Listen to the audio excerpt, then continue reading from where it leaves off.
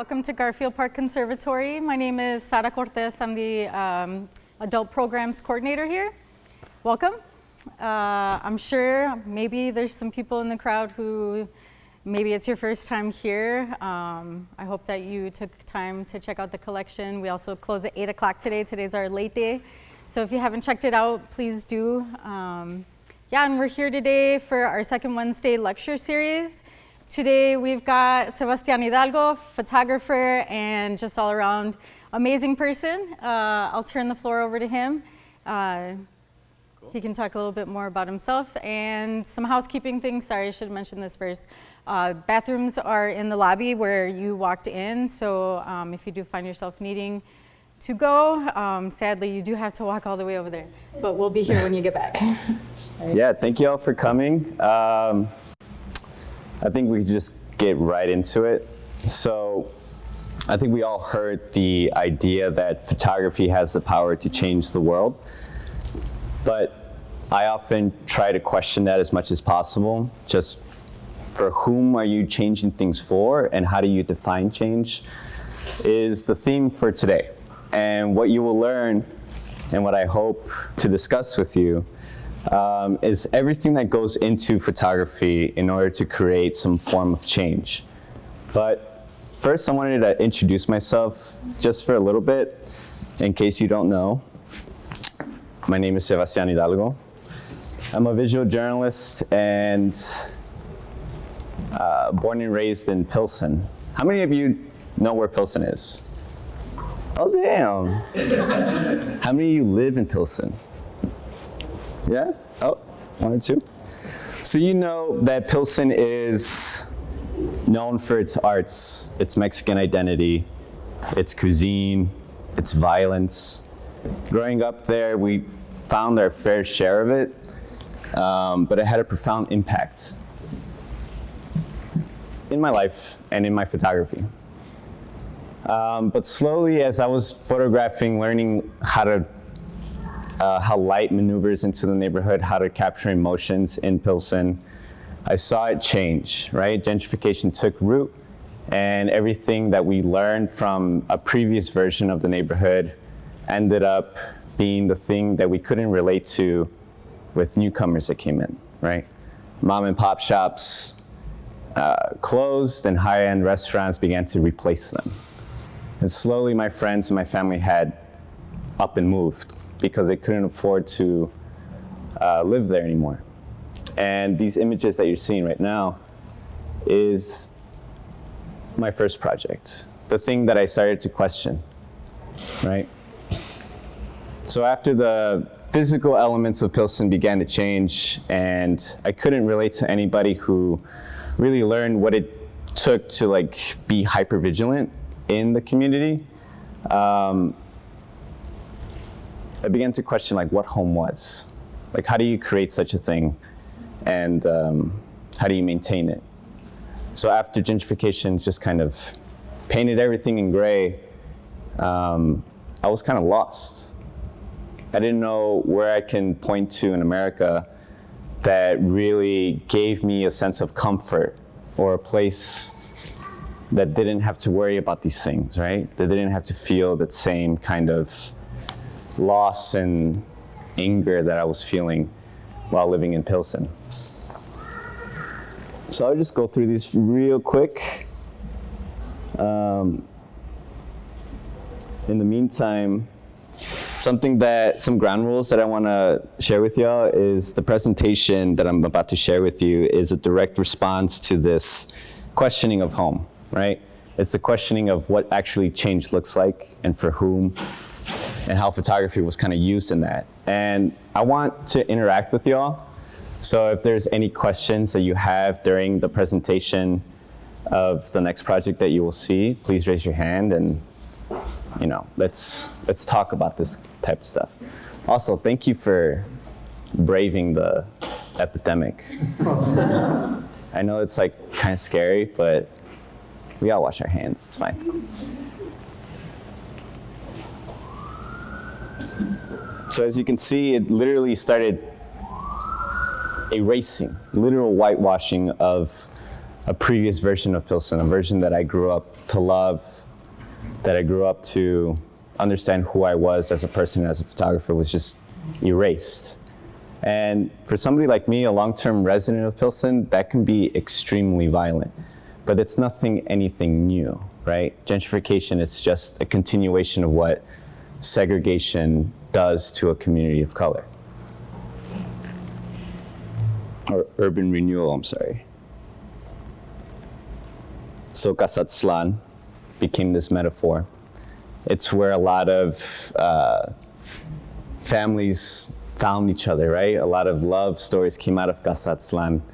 It's an arts community center in Pilsen on Racine and 18th Street, near 18th Street. And when it closed down, it got bought by developers, and the iconic murals there that was painted by Marcos Raya, this is what it turned into. And if you go there now, there's a new version of that mural, but without the intentions, right? So,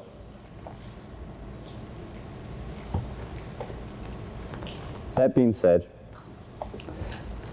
what I hope to teach you all today is everything that kind of goes into photography.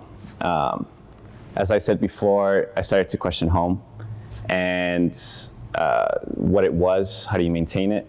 And I asked a few mentors of mine that were living in Pilsen that question, like, what does home mean? Like, what is this thing? And most of them, if not all of them, pointed me towards Salinas, California. How many of you know where Salinas is? 3? Cool. Salinas, California is in between Los Angeles and San Francisco. It's about 2 hours south of San Francisco, and to give a little context to it, there are the majority of the farm working community that provides all your lettuce, your strawberries, your broccoli, celery, live in Salinas. But it's considered to be one of the most expensive places to live in the entire country, meaning that the people that are feeding you cannot afford to live there, but they continue to do so. It's surrounded by an $8.5 billion agriculture industry that provides 80% of all of the produce. But farm workers are the most food insecure people, right? For a variety of reasons. One being that they're too worried about feeding their family and paying off rent, working every single day for low wages and long hours, right? So I began to research, and through the mentors that I was asking this question with, they gave me their blessing, and I began to kind of formulate these ideas, and eventually was granted a grant to actually go to Salinas and really discover what home was. That was the whole reason why I did this. So to work in conjunction with my search for a heaven or an oasis per se, right, is how do farm workers create a home amid their affordable housing crisis? And you had to really unpack that, meaning that you had to really understand the affordable housing crisis, how it became what it was today, how it became to be one of the most expensive, the most dramatic in the United States. But we also had this opportunity to use photography as a way of working in conjunction with farm working families. Collaborating with them, learning as much as we could, going to Salinas, living in Salinas, and then just unlearning everything that we did. And I think that was really important, something that I'll unpack in a little bit. Carissa Purnell is one of the directors at the Alisol Family Resource Center. We were very graceful to work with her because she had a direct access to farm working communities. She said this: housing, immigration, it all touches one another. It's hard to address the root cause of something when it's a crazy deep web of generational and historic trauma that has just manifested into this horrible situation, right? And that's something that I related to a lot because of what happened to me in Pilsen, having my home taken away from me. So unlearning, relearning. learning, relearning, learning, unlearning, and relearning. Got it. In short, we never stop researching. Everything kind of cultivated into us. And you might be thinking, like, what does this have to do with photography? And what does this have to do with change in photography? This is the work. This is what everything that gets built into a singular frame. You think of it like an eyeball, right?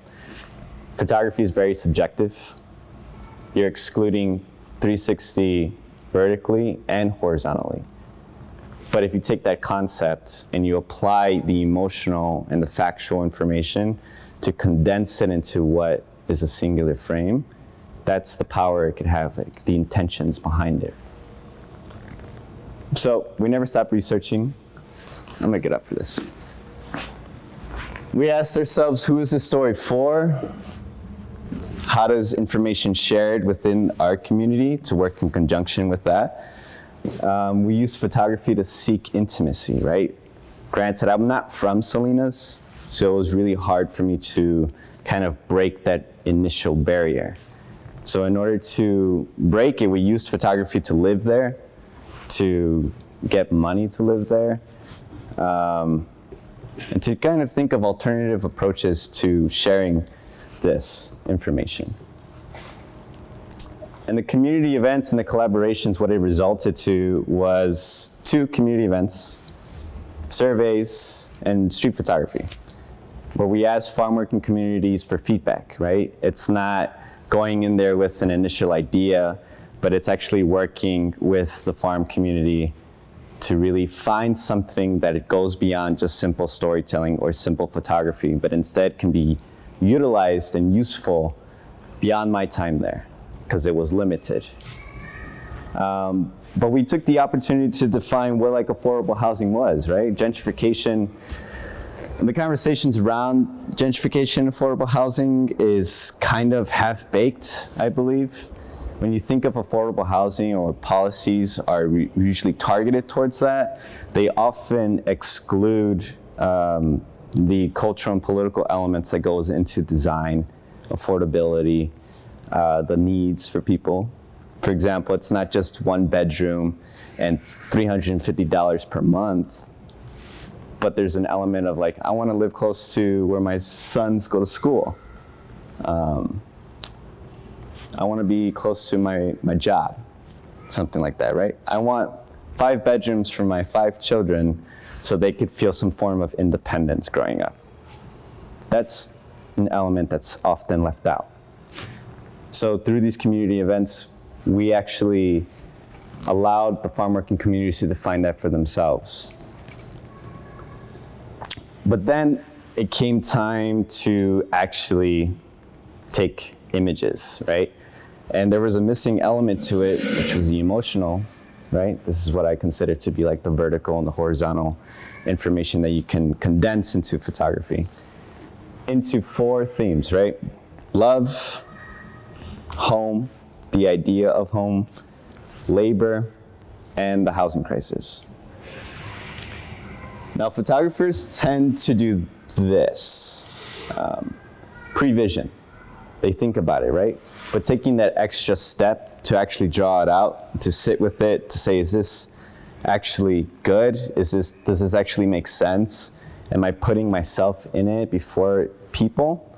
And as you can see here, I was thinking very materialistic. I was like, what is the emotional attachments people have to objects? But when I was actually taking pictures, I had to remind myself that nothing exists outside of what I couldn't see, to get rid of everything that I've learned and just be in the moment, right? Subconsciously, you're editing your images, you're choosing to see certain things, right? So when you're doing your research, that's what you're building. You're building a composition or an emotion that you're trying to document and not stage at all. I realized that it wasn't material, but it was this moment a sibling had with their younger brother. To them, that was the definition of home, the reason why they went to school, the reason why they went to the farms when they were 10 years old, 14 years old to work picking strawberries for a living.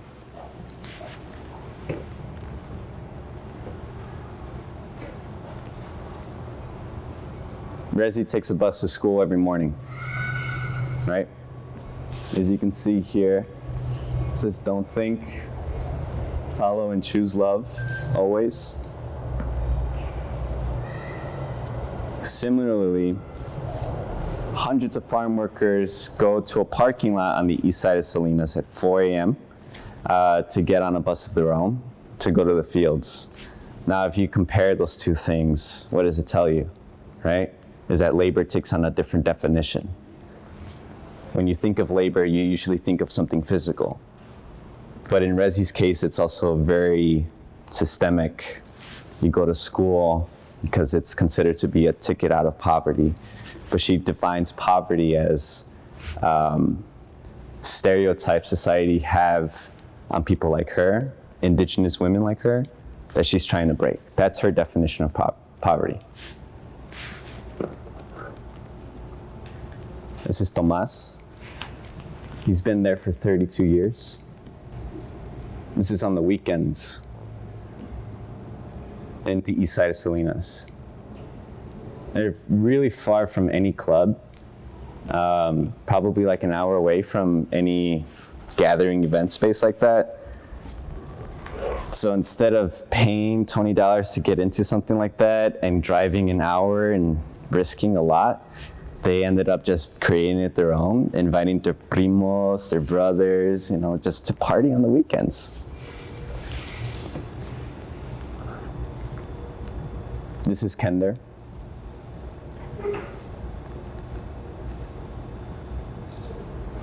But our job as photographers, I could use this, is to not just simply photograph a horrible situation, right? Instead, elevating a narrative that is not usually said. And one of the challenges that I had was to actually photograph a housing landscape in crisis. Like, how do you do that without dehumanizing people, right? I didn't just want to go to the east side of Salinas, photograph a house, and then say, like, look how horrible this is, right? That, to me, doesn't say anything. But instead, I went to laundromats on the east side, which became like this second form of community centers for a lot of farm working families, and the first location they go to seek affordable housing. This clipboard to your left is empty by Monday, and by Friday, that's what it looks like.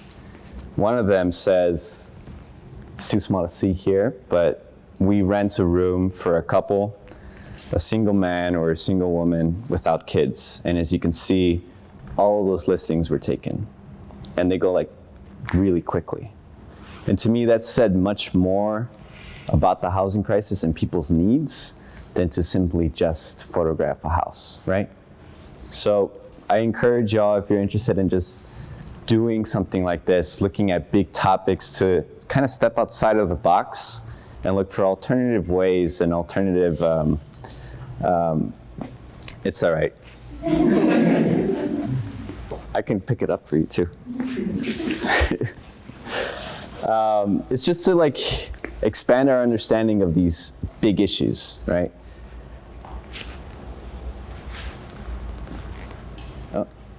So what we ended up delivering was an online publication and a print version of the story that details why the housing crisis was one of the most expensive in both English and in Spanish.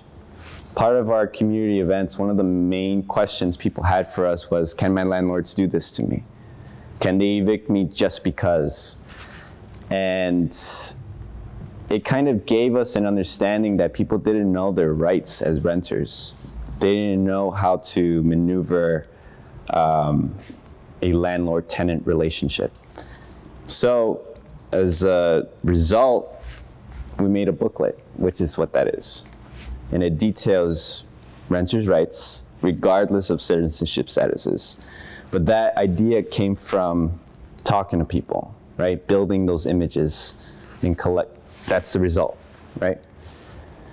We held 2 community events. One where we asked for feedback, one where we asked for more feedback when the story was done, and rather this was useful for them. and if we can do anything else, right? During this time, it was a strange 5 months at the end of 2019 because there was this new law in California that was meant to protect tenants from evictions, unjust cause evictions. But what ended up happening was a lot of landlords rushed them out, evicting them just because refurbished their apartment and putting it at a higher price on the east side. That's crazy, right? Especially in one of the most expensive cities in the United States. And we could have easily did a story like that, and we wanted to, and we mentioned it in our story. But we had to kind of take a step back, slow down a little bit, and really think like what would be more useful than to rehash what people already know, right? Renters' rights booklet. Just to think about that stuff. And that's like the beauty of photography, is that it puts you right in the middle of everything.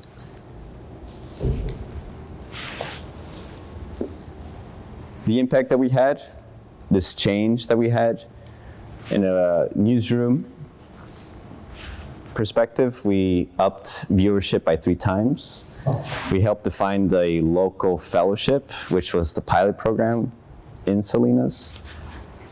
We equipped farm workers with a deeper understanding and their booklets. And the city of Salinas actually helped us distribute the Know Your Rights booklet, saying that that was the most useful thing that they had, making me wonder, why don't you have one, right? But now you do. And here are thousands of copies. Do your thing. So now it's your turn. Before we go into this, does anybody have questions? I was just kind of curious, like, it seems, some of those deliverables obviously they were defined within the context of the project, of the program. So how much space, I guess, in your initial proposal did you leave to develop, like, deliverables? Or like, how much space did you leave up front to kind of figure it out along the way? Yeah, I think initially it was this idea of going there to discover what home was, and my deliverables was just like a long form explanation, an explainer, because that's the best that I can do because I wasn't from there. So I left a lot of room for a lot of things to kind of play as they went along. Like I didn't go in head first with everything that I researched and just went off to do that. Like I left room to actually learn as much as I could.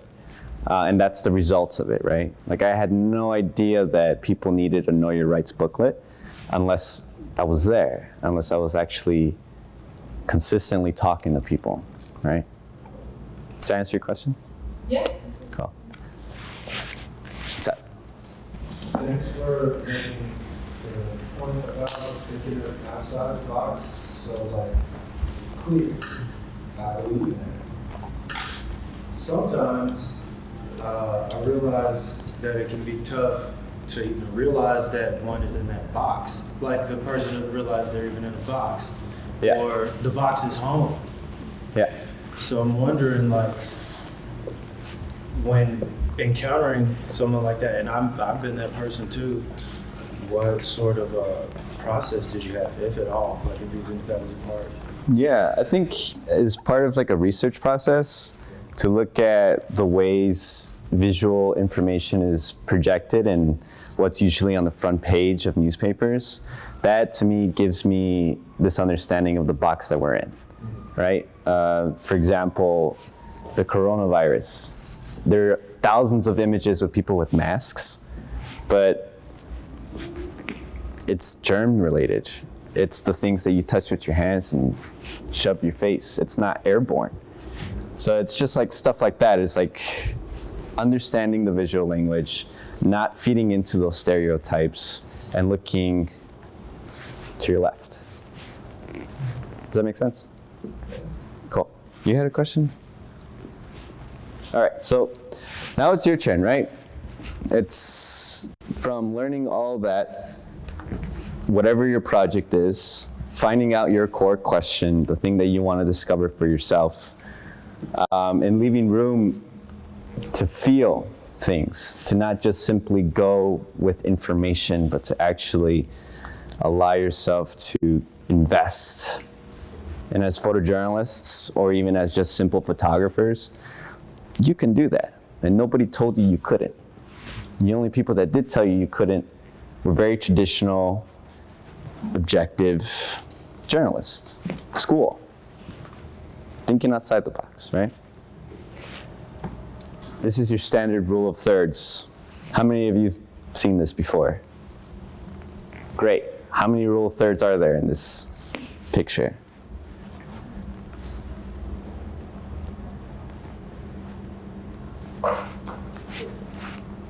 How many? I'm trying to remember from my class. It's the 2/3 on one side. Yes. So you have 1, 2, 3, 4, 5, 6 rule of thirds, vertically and horizontally, right? And you have 1, 2, 3, 4, 5 focal points, including that circle that's in the middle. Photographers use this all the time. They compose, and it's important to compose your images, but the most important thing to do is to actually care what's in front of the picture, right? These photographers have that in common. They know how to compose their images, but what's more important to them is actually caring. Gordon Parks, Susan Macelas. Oh man. Graciela Iturben. She's a Mexican photojournalist.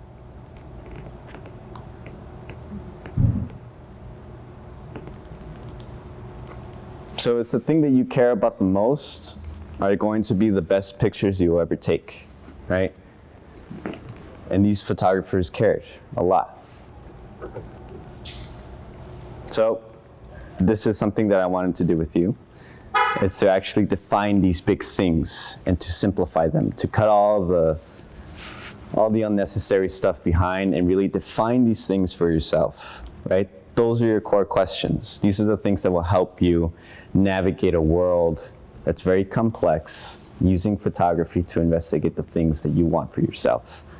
So take 5 minutes, talk to the person next to you. I want to know, I'm just curious, how do you define love? How do you define home, immigration, housing, like all that stuff? So take 5 minutes, and whoever's brave enough, share your answer.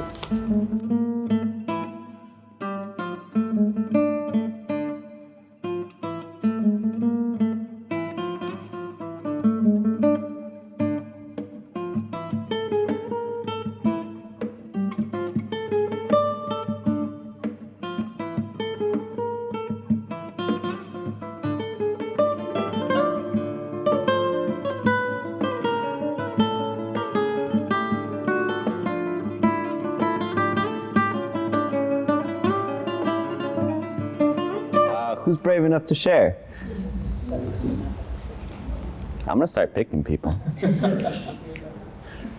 How about y'all? Yeah. So we talked a little bit about community and home and love. Change and migration kind of fell in there a little bit. We talked about it shortly, but I think for one of the things that we really agreed on was home and community. We talked about it being more of feeling comfort as opposed to a specific place. Connections within your community. Right. And we all felt like, even though we've maybe lived in the same community for a while, it has also changed, and it's reflected in that time period. So not necessarily just Pilsen, but all the communities that we've lived in have changed. Yeah. For us. So it's more of this idea of community that really counts beyond just the physical realm of things, right? Mm-hmm. Cool. Yeah. I like that. That's awesome. Who else? To me, community was a gathering of people having fun together. Yeah. So my idea is, like guys who come with basketball and they just come to that court and have fun and play and things like Yeah, I mean, I really like the idea that the basketball court is this embodiment of people gathering, right? Building memories with one another through a ball and through a game. It's beautiful. I had one, if I could share. I think of my family tree, right? I could trace it all the way back to 1856, I believe. And I realized that every generation of my family had migrated at least once. And the question came up to permanence. Does that equal assimilation? And are we willing to assimilate, right? And I think ever since gentrification took root in my neighborhood, it became my turn to migrate, right? In my family tree. And that's something that I'm dealing with right now, is just like defining what immigration looks like. What makes us special if we continue to walk? What are we losing if we walk? What are we gaining if we walk, right? These are questions that could be photographable, right? Just like a basketball court. And the idea that smiles and community gatherings foster this definition of community, right? Or this idea of comfort. Like, how do you photograph comfort? That's something that I can't say or do, but that's something that y'all can photograph. Who else? How do you define love? I think it's so important. I think we're all just trying to figure it out, huh? Anybody else? I think in each of them it's a way to serve, whether you're serving yourself or you're serving someone else. And not in the sense of making it transactional, but how am I able to give and how am I also able to receive? And even like a little bit of servitude in all of those words, whether like you're serving someone else, serving your purpose, serving your community, and how that changes over time too. Yeah, it's like, how does it all kind of self-sustain one another in this circle? How do you photograph something like that? It's in the moment. I mean, we were just talking, Sarah, who I just met, we were talking about, I saw some of your photos before, like on a video, and it looked as if someone had just come out of being incarcerated for some time, and a hug, and like, how do you capture love that has been deferred for some time? Yeah. Like, you were only able to express it through pages or express it through your tone, but then when it's that build up, and then like, are you able to show your true love right away? Right. Or is it hidden in what's to come later? Right. So, It's also kind of makes me question who I choose to show that love to, right? I think that's also really important. You know, there's been times where I want to share love all the time, but I understand that it isn't sustainable, you know? So that's self-sustaining. To be selfish for the sole purpose of being selfless. To rejuvenate, to fill your own cup so you can pour into other people's cup, right? These are the things that photography can teach y'all. But it's also something that you can actually photograph, right? Who else? Let's keep it going, I like this. My initial reaction to like defining love was kind of in the physical like manifestation of it and the feeling that I get, and so I started to define that just with like warmth and weight, like this kind of the idea of like comfort. The comfort that comes with love is like, it's, you know, the weight that you, and pressure you feel from like an embrace or something like that. Right. Those lines and stuff. That was, yeah. See, when I hear you say that, I think of that like heavy heart drop when you see something that you really like. You're like, oh my goodness, like Jesus, I feel the heart go like, you know? I think I felt something like that in Mexico City, where I just kind of fell in love with the colors and the smell. It smells like chorizo in Mexico City, you know? You know, that's just me. Huh? Love is chorizo, man. Put it in your breakfast in the morning. Pretty good. Cool. Thank you all for sharing. This is where you can find me if you have any more questions. But I just kind of want to leave it open for any questions, anything. It could be about love, or it could be about photography. But I just kind of want to open it up a little bit. So if there's any questions that you all have for me, you can ask me.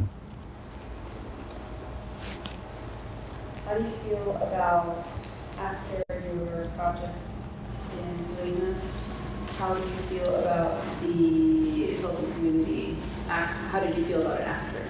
Yeah, I think I would have to kind of go back a little bit. The Pilsen project took a toll on me. I began to kind of walk around with a heavy heart, with a dark heart, and I told myself that this was no way of living, because I was just so hurt and so upset about the changes that were happening and the people that I couldn't relate to, my friends and my family just kind of leaving. So I went to Salinas, I did this entire project, I defined home for myself, and I told myself that this was gonna be it, that it's time for me to kind of look for another place or another definition, and I would never invest as much as I did before. So my relationship to it now, I'm moving on.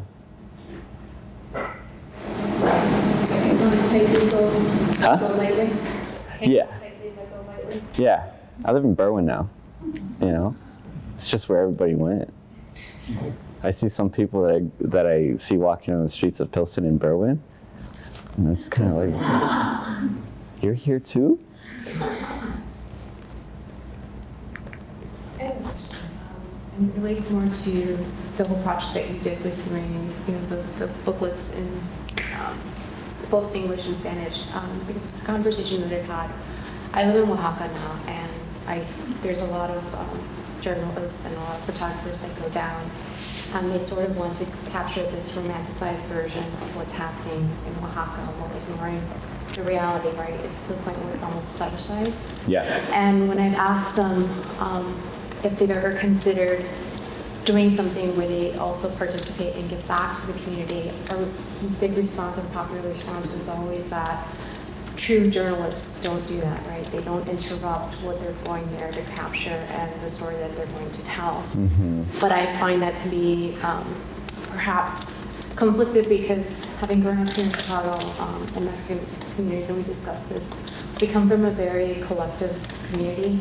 Mm-hmm. We don't tend to focus on the individual, which is a very, I guess, maybe not popular to say, but it's a very American belief, right? Yeah. And culture. And so I have conflicting views about that, because I feel like if you're benefiting, right, you're publicizing these books and these articles and these travel blogs that are making you a ton of money, Yeah. and you're not giving anything back. And on the contrary, you are affecting these communities because you're introducing things and ideas that they haven't been exposed to previously. Right. How do you convince other photographers or other journalists to kind of partake in that and view it that they do have an obligation to kind of help, Yeah. You can't just go and take, but it's this interchange. Yeah, I think it's, I don't know, if somebody comes to me and says photographers they can't give back because of ethical reasons, I try to snap them out of that, because that's a very traditional, old school, Western gaze is what we call it, mindset, where you're always, I guess, to not go in absolute, but you tend to have opportunities to give back all the time, right? And if you don't take those steps, what is it that you're doing? You're making yourself money, you're building your portfolio, you're gaining a name for yourself, and then what? Right? You can really tell from people's portfolios and other people's photographs what they really care about. So I believe that in order to really give back, in order to create some change, you have to invest. And it's not singular. Photography does not live in a silo. It does not live by itself. We're in no shape or form heroes, though we tend to kind of always say that we are.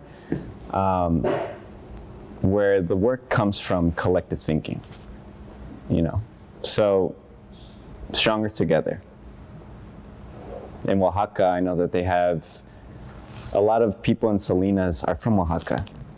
And I went in there thinking that it's like, oh, okay, people from Mexico. But no, absolutely not. They're Oaxaqueños. There is this idea that, that they self-segregate because they don't assimilate. That the reasons why they're having so much trouble is because they don't communicate with public officials or something like that. But instead of thinking that, what you had to really understand from Oaxaqueños is that they're practicing what 500 years of resisting colonialism looks like. It's through word of mouth. Is this idea that más calladito te ves más bonito, though it could be flipped, right? And that's something that I'm kind of dealing with right now and trying to unpack is like, where does that come from? It comes from resistance, but it also could be used against us. So where is this like middle ground? And this is where the complications come into place. You're not gonna find it, the answer, as a singular person, but as a community, right? That's how you create change. That's how you define things. That's how you give back. How do you personally negotiate between your drive as an artist to create something aesthetically engaging and your commitment as a journalist to capture truths, however devastating, painful, and ugly they can be? Yeah, well, I try not to, just tend to look at the ugly things and photograph pain, photograph trauma and crimes and stuff like that. Like that, to me, only feeds into this exacerbated narrative, right? When the line between what's considered to be a creative, artistic photography thing and journalism, that line is blurring and that margin is really wide. So there's really up to you to define how much you're willing to go into it and how much you're willing to defend it and how much you're willing to talk about it. So it just really goes up and down, for me at least.